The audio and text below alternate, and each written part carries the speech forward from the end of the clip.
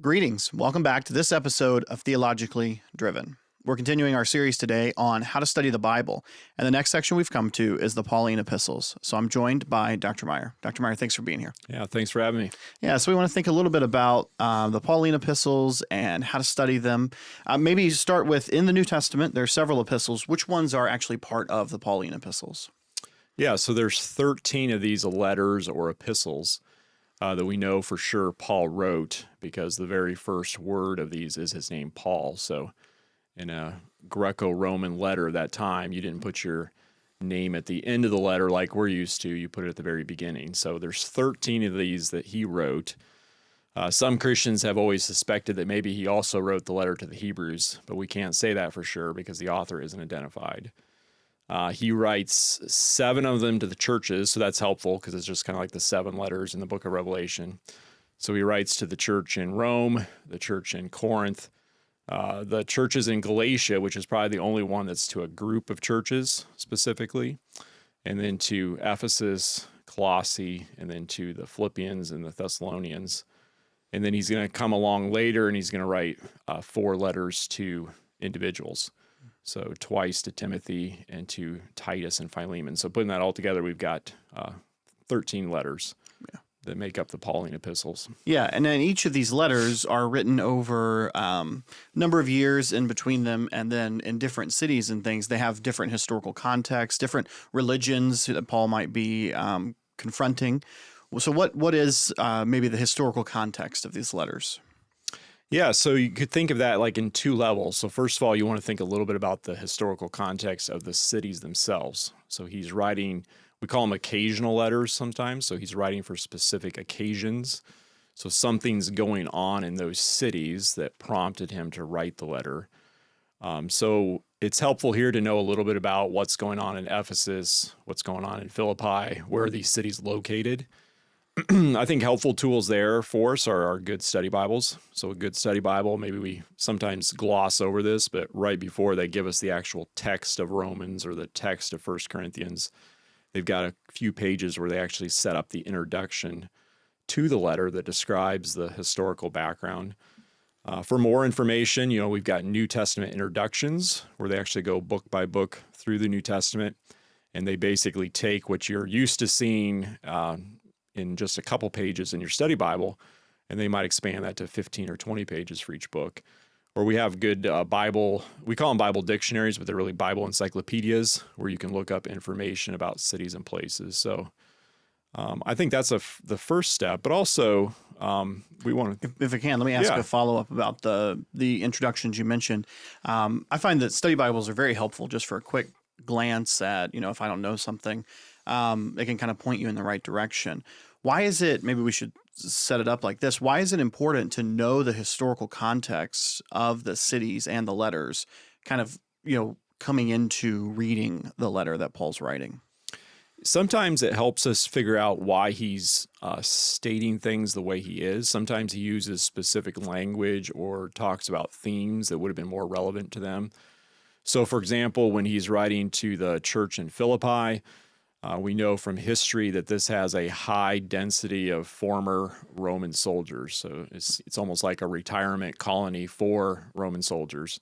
And so for that reason, I think he uses a lot of military language.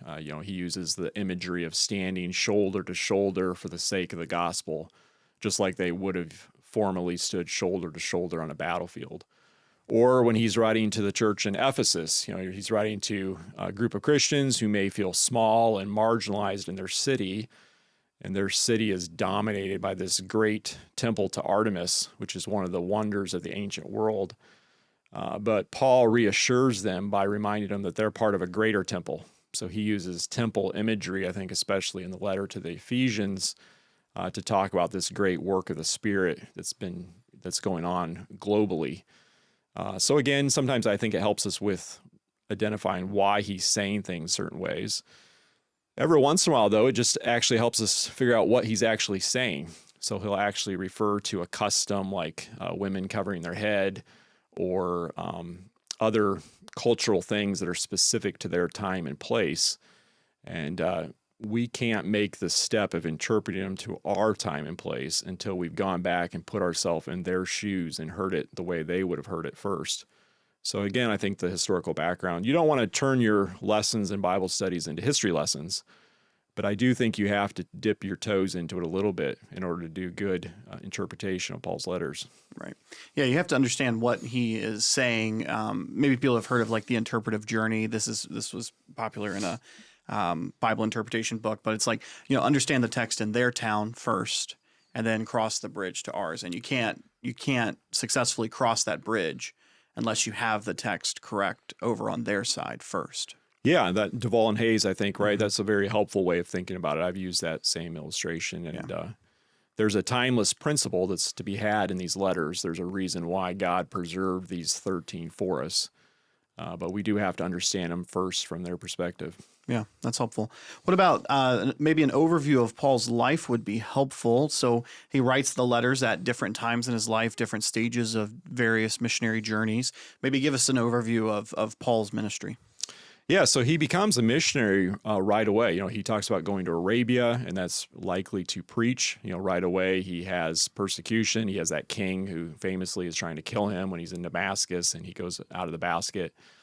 So he's a missionary from the get-go, but we usually think of his 3 big missionary journeys that are highlighted in the book of Acts. So roughly from 47 to 49, he goes out on his first missionary journey, and he's in Asia Minor, which would be today Turkey, and that's where he plants the churches that are in Galatia. And then right after he comes back from that trip, that's likely where he writes the letter to the Galatians.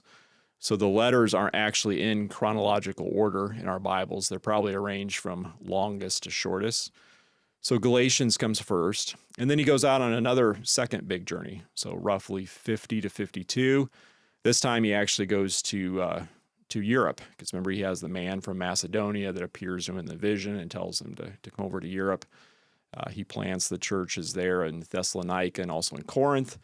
And then while he's on that trip, soon after he leaves Thessalonica, he writes 2 letters back to them. So we have 1st and 2nd Thessalonians. And then he goes out on a third longer trip, probably from about 52 to 57. Most of that time he's in Ephesus, but he writes the 2 letters to Corinth. And then he actually ends up in Corinth and writes the letter to the Romans, a church that he's never been to before. He comes back to Jerusalem. He gets arrested there at the Feast of Pentecost.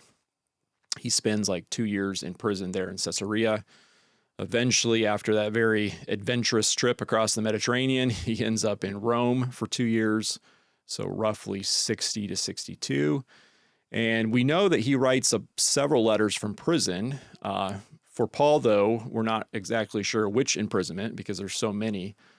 But most likely he writes the letters to the Ephesians, the letters to Colossae, and also to Philemon.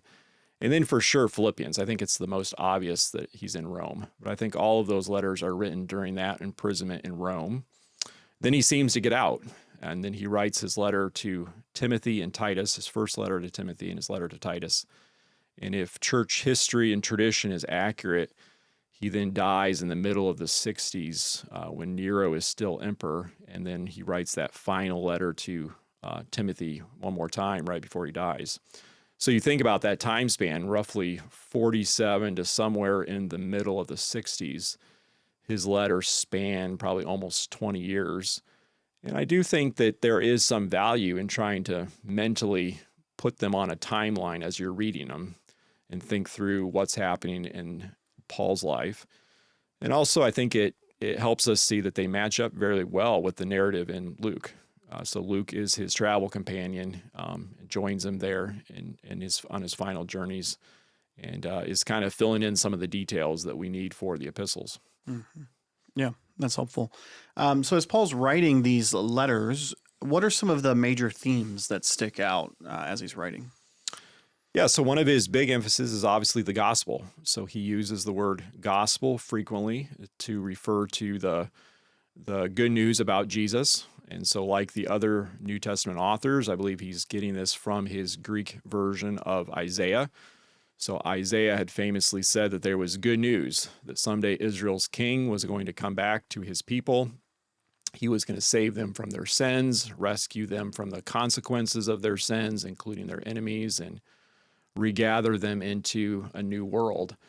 Now, one of the classic passages there that uses that good news language is Isaiah 52, and that is the passage that, as we go into Good Friday later this week, that probably many of our churches will look at because it's the suffering servant passage.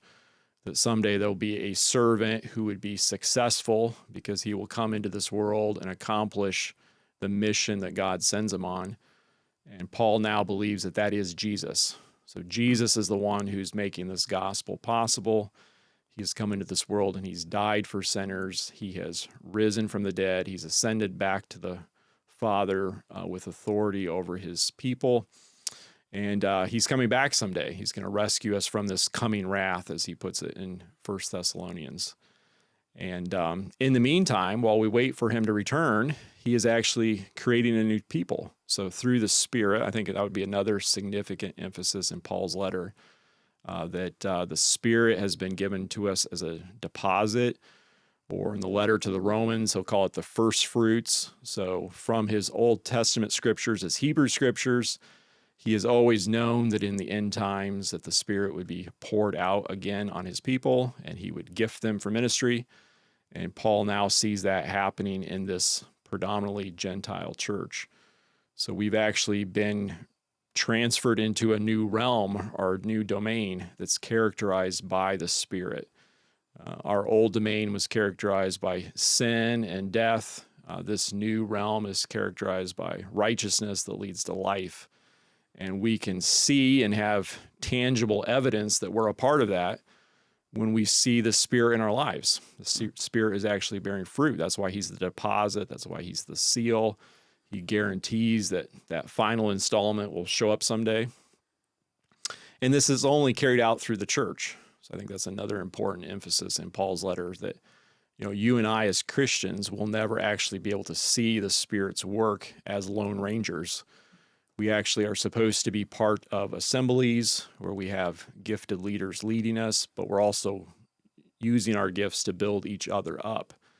And I think that this body that Paul now believes will be the citizens of this coming kingdom, this church, that's one of his, I think, significant emphasis all through his letters. Yeah, that's helpful. When we think about the major themes in Paul, obviously lots of the themes show up in multiple books, so he'll have his emphasis. But one of the questions that'll come up sometimes is there theological development in Paul? Now, obviously, that doesn't mean that earlier books are less authoritative than newer books. Right. But what do you think about that when someone says, "Oh, Paul is developing a theology as he's going along"? How might you answer that? Yeah, that's a good question.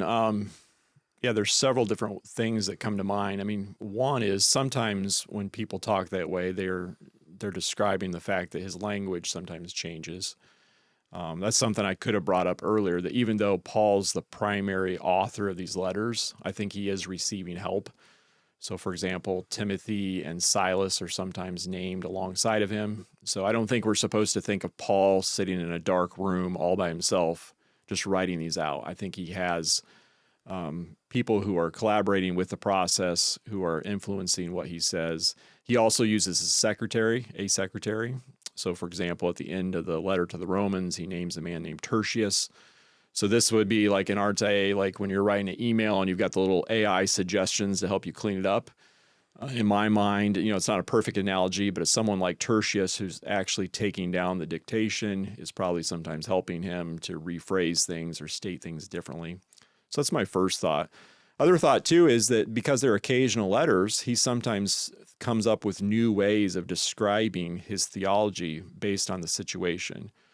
For example, some of those final letters that he writes to Timothy and Titus, I think it's specifically Timothy, if I'm remembering correctly, he uses the title Savior more frequently for Jesus. That doesn't occur earlier in his letters. Well, it could be later in life that's just become his custom. It also could be that the city of Ephesus, where Timothy is residing, has a false conception of who their Savior is. Perhaps that's a pagan deity or it's the emperor himself. So Paul could have a polemical reason for changing his theology. So getting back to your question, because I know that was a long answer, I think he has a core doctrine that never changes. There's one gospel that's passed down from all of the apostles to us. But I think all of us, as we develop as Christians, we think of new ways of stating that. We come up with more mature ways of articulating that. We are constantly responding to new challenges and heresies that force us to formulate it newly. I think I said that correctly, newly.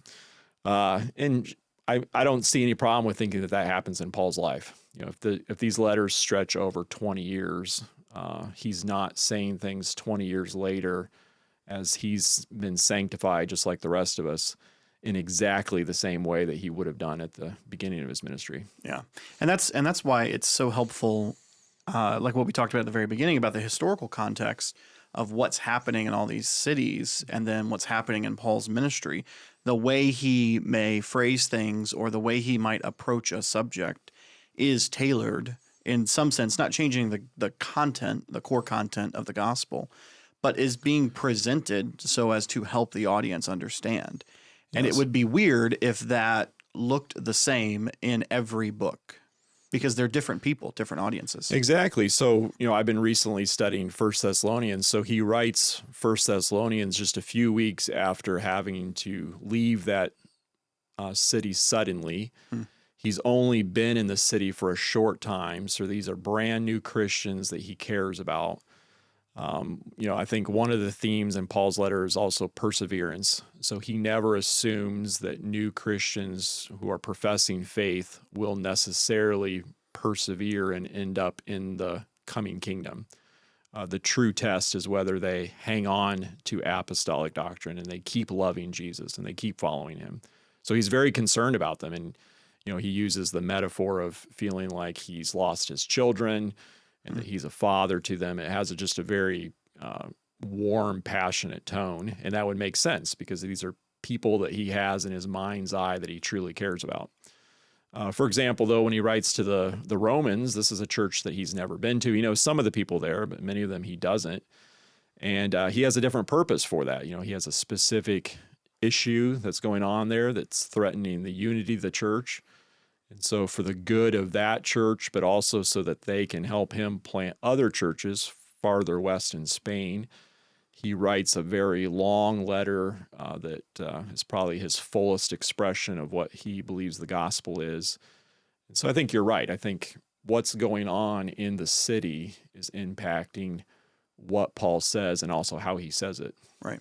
Yeah. And so as we're thinking about what Paul is saying, when people write books or think about interpreting Paul's epistles, a topic that comes up a lot is tracing the argument. So this is somewhat unique to the epistles because they're actually laying out, and not just Paul, with the other authors as well, but when they write in this style, they're laying out a longer logical argument.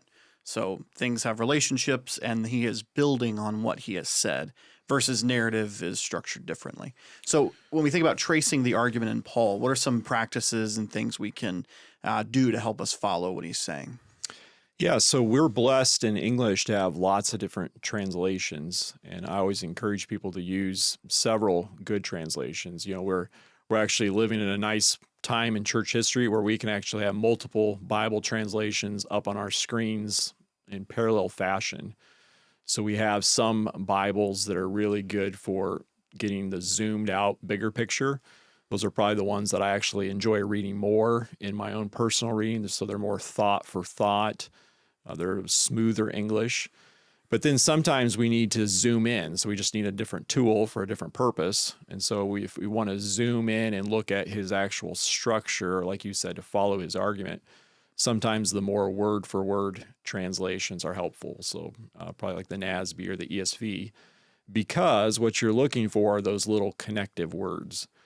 So every paragraph captures his thought, so we're not really looking for Paul's meaning in individual words, because words don't mean anything by themselves. Words only mean something in context. And even sentences don't really carry the thought of a letter. I mean, think about it. Would you really want someone reading one of your letters and just taking the sentence out by itself, right? You'd want them to at least look at the paragraph level. But those paragraphs are constructed with either independent clauses or dependent clauses. So, for some of us now, where minds are glossing over because we're having horrible memories of English grammar class, right? But English grammar is actually probably one of the best ways we can get better at reading our Bibles. So we're looking for those little connective words, like on an independent clause, it might be a word like therefore, and that tells us that he's drawing an inference. So for example, in Romans chapter 12, he's going to say, therefore, brothers and sisters, you need to present your bodies as living sacrifices. And he's drawing an inference from what he's talked about earlier. Or sometimes he'll use a little word like for, and that means I'm explaining something. So I just said something and now I'm going to explain it to you. So those are logical connections. But he also could do the same thing with a dependent clause, little words like because or since. Or if he says something like just as, well, that's setting up a comparison. So one thing is being compared to another thing. One thing is just like another thing. So it's necessary for us to just stop and think, what are the two things that are being compared? So actually, if you have a Bible that you can mark up, where you can actually circle those or underline them, or if you have a way of copy and pasting your English text onto a Word document and actually just trying to break those up into individual clauses where you're focusing on the logical relationships. If nothing else, it's going to help you to slow down and read your Bible carefully, which is always a good thing. But I think it'll also help you just start becoming better at tracing out his argument and making sure that you're understanding him well, and that the thing that was most important to him that he was trying to emphasize is what you're now emphasizing in your own Bible study or the lesson that you're leading. Yeah. A couple of thoughts with that. I'd like to at some point do a podcast on block diagramming. I think that would be interesting as a method for Bible study. So I won't get too far into this, but we're trying to look for the conjunctions, like what you were talking about, and the relationships. But one thing I have found that's helpful is, so like with Paul's letters, most of them you could sit and read in a couple of minutes. That Romans might take a little bit longer, some of them are longer, Right. but Philippians would take like 15 minutes maybe to sit and read through it. Sure. One thing that's helpful is to sit and read through the whole letter in one sitting to get the big picture overview of what Paul is saying, and do that multiple times, so take time to think about what is the overall approach, because like what you're talking about with the paragraphs, they are building a structure to a goal. Mm-hmm. They are pointing to a larger idea. And so as you read through it multiple times completely, in one sitting, I found that's helpful. So then when I stop at a particular paragraph and I look and I think, okay, here's the main clause. All right, this clause is a purpose clause. This is a series here. Mm-hmm. It makes more sense because I have some structure in my mind of what Paul is trying to do with the whole letter. Have you found that helpful? Absolutely. Yeah. So my professor, when I was taking Pauline Epistles, would make us outline his epistles, mm-hmm. basically restating, paragraph by paragraph, or at least section by section, what Paul is saying. And now I've passed on that privilege to my students. So now I'm asking them to do the same thing. And I'm always reminding my students that you're trying to do two things. So first of all, what is Paul saying here? So if you can't paraphrase his thought in your own thoughts, then you probably haven't actually understood him. So find those chunks, usually paragraphs or at least a couple paragraphs, and try to come up with one sentence that summarizes his idea. But then the second step is, why is he saying this? So not just, okay, now I know what he's saying in this section, but I think this is what you're referring to as, how does this section fit into his larger argument? And so what you're going to end up doing is, having an outline with 2 or 3 levels where you've got full sentences. So not just little statements like righteousness of God, Right. but an actual full proposition in a sentence form that summarizes his thoughts. And then you've thought through, okay, how do all of these multiple propositions fit together for one big idea for the letter? Because you're right, these are relatively short letters, and they usually just have 2 or 3 big ideas that Paul's trying to communicate. Yeah. And you begin to, as you're reading through it and thinking about the different connections, you can almost begin, at least I found what's helpful is when I begin asking questions about the text, if I've read through it enough times, the way I know I'm starting to get it is I can answer those questions from the text. Why is Paul saying this here? Oh, well, he set up a need for this, and he's answering the question he set up in the last chapter. And this is the connection here, and this is what he's building to. This is a way to begin to, trace out the argument and see the overall picture of the letter. Yes, and again, I'll just put in a plug for the fine people that make our English Bibles, right? We probably sometimes don't think about how much work goes into this. So one of the things that goes unnoticed is all their footnotes. Sometimes we don't pay attention to their footnotes. But also, I'm old enough, I can still remember when we usually read our Bibles where they were broken up verse by verse. So every single verse was justified on the left and made it feel very broken up, almost like we're reading Paul's letters the same way we read Proverbs, where each proverb is its own little thought. But now I think more commonly we've had an editor or editors that have arranged them into paragraphs for us. They've often put a lot of thought into headings that we don't pay attention to. It doesn't mean that we're not allowed to disagree sometimes, but at least they've provided a roadmap for us. Again, your good study Bibles are usually going to have an outline that gives you an overview at the beginning. My suggestion, though, is just keep developing those on your own, because usually those outlines that they provide you are just going to be simple little titles. I think if you can push yourself to make complete propositions for each section, you're going to be well on the way to understanding Paul's letters well.